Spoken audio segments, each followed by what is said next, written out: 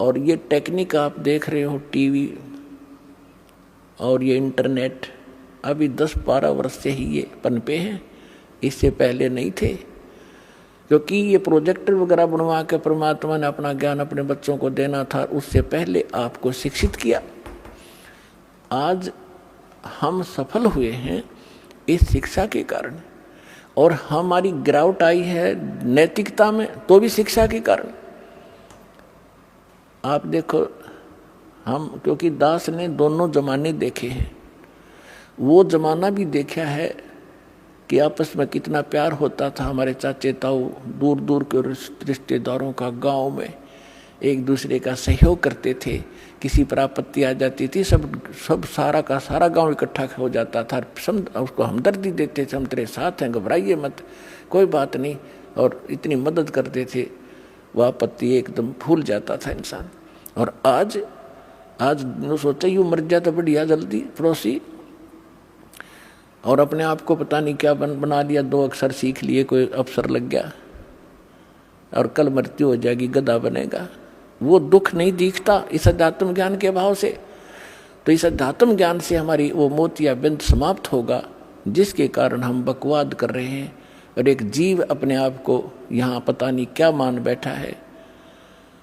तो जीव को अपनी औकात का पता लगे, फिर किसी भी पोस्ट पर है वो दास बनकर रहेगा, और जिस कारण से उसके कर्म नहीं बिगड़ेंगे। आज आप देख रहे हो, किसी ऑफिस में जाइए, किसी भी ऑफिस में जाइए, कोई ABC कोई कमी नहीं रही किसी की भी। और हमने दास ने उसको भी देखा है, नौकरी करके भी देखा है, वहाँ के लोगों का व्यवहार विचार भी देखा है। तो वहाँ की उसको देखकर हम गांव के व्यवहार से तुलना करता था दास उस समय भी, कि देखो यहाँ और वहाँ में कितना दिन रात का अंतर है। उन लोगों की कैसी वृत्ति है, कैसा व्यवहार है, एक पैसा कमाना अहम है, ना इज्जत करते हैं किसी बड़े छोटे की, बस वो ऐसी बिजली गिर गई।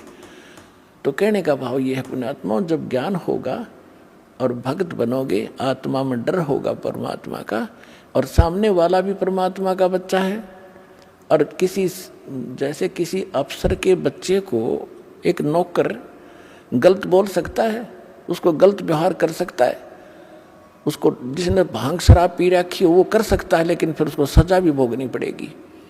तो इस प्रकार हमने अकाल की भांग पी रखी है, और हम अपने ही भाई अब इस परमात्मा के बच्चों को सताते हैं छोटे बड़े होकर के। तो इससे आपको डर बनेगा, सच्चाई से परिचित होगे, और चींटी से लेकर हाथी तक और रंग से लेकर राजा तक ये जीव हैं सभी, ब्रह्मा विष्णु महेश तक भी जीव हैं। और कुछ पिछले पनों से थोड़ा सा कोई ऊपर उठा हुआ है तो वो तो ऐसा है जैसे वर्षा के दिनों में चींटियां होती हैं पंखों वाली, और वो पंखों वाली चींटियां उड़ जाती हैं, शेष चींटियां वहीं बैठी होती हैं, वो सोचती हैं तो भगवान बन गई, और पता नहीं कहाँ देवताओं तो मिलकाती होगी। और फिर रात में जब बल्लभ जगते हैं वो उड़ के जाती है, उस बल्लभ का टक्कर मार मार कर या दीपक के अंदर पड़ कर जल कर मर जाती है, या बचती है तो उसकी पाँख कट जाती है, वो कीड़ी घिस रही होती है वहाँ पर।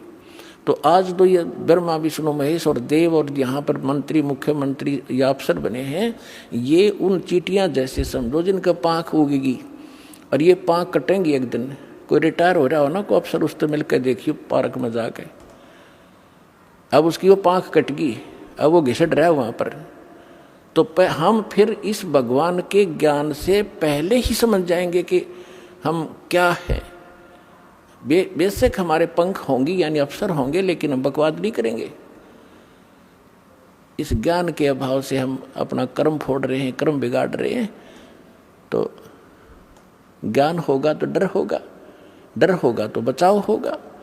तो इस ज्ञान से बात बनेगी। अब हम उसी प्रसंग पर आते हैं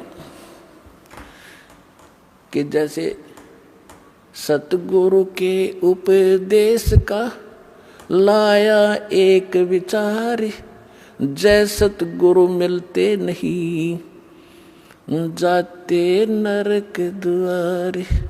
नरक द्वार में दूत सब फिर करते खेचा तान, उनसे कभू ना छूटता, फिर फिरता चारों खानी। ओए होए, जिस दिन आपकी अब भांग उतर जाएगी पुण्यात्माओं, यानी इस काल के झूठे सुख और यहाँ के जो झूठी पोस्ट का नशा उतर जाएगा आपका, फिर आपकी आंखों से आंसू बहने लगेंगे। आप सोचा करोगे हम देख के क्या बने फिरे थे, हम थे क्या, हम सोच क्या बैठे अपने आप को। और ये ज्ञान ना मिलता, सतगुरु ना मिलते, तो क्या बनता आपके हमारे साथ। परमात्मा अपने ऊपर उदाहरण देकर कह रहे हैं कि जैसे यहाँ से जो मृत्यु हो जाती है, चाहे रंक हो चाहे राजा, सभी मरेंगे और यम के दूत उनको पकड़ कर ले जाएंगे जो सत भक्ति नहीं करते। और भक्ति भी कर रहे हैं वो गलत कर रहे हैं, शास्त्र विदिता का मनमाना आचरण कर रहे हैं, तो वो सभी एक सत्र के प्राणी हैं। जो ना कर रहे और गलत कर रहे हैं उनको यमदूत पकड़ कर ले जाते हैं। फिर वहाँ धर्मराज के दरबार में आपका अकाउंट करवा के फिर वो उठा कर लठ ऐसे हाँकते हैं लाखों की संख्या में, जैसे डांगर पशुओं का लठ मार मार के और फाटक में रोक्या करें, और वो वापस भाजे, क्योंकि आगे हाहाकार हुआ त्रि नरक में। और उन सबको कहा कि चलो, लाखों की संख्या में चारों तरफ यम के दूत लठ लिए खड़े, सीधे बाले ठोके। इस सूक्ष्म शरीर के अंदर प्राणी मरता नहीं, लेकिन पीड़ा बहुत होती है इसको।